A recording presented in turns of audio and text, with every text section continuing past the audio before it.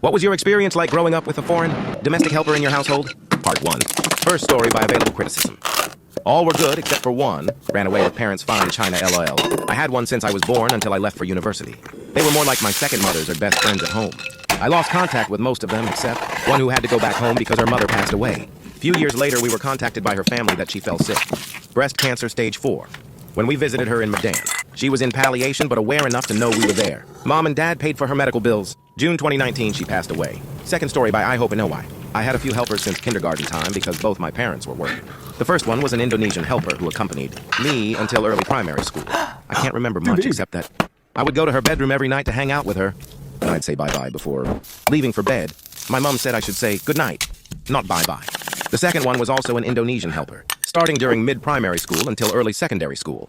I would watch her cook, help with the prep, watch and discuss TVB dramas with her, and borrow her phone to play the bubble shooting game, etc.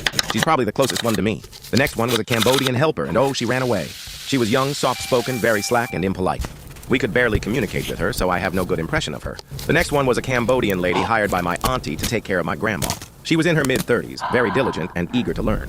She learned to cook all sorts of Chinese cuisines from my aunties, was great at doing housework, and took care of my grandma very well. I always thought she'd save up enough to start some business back home.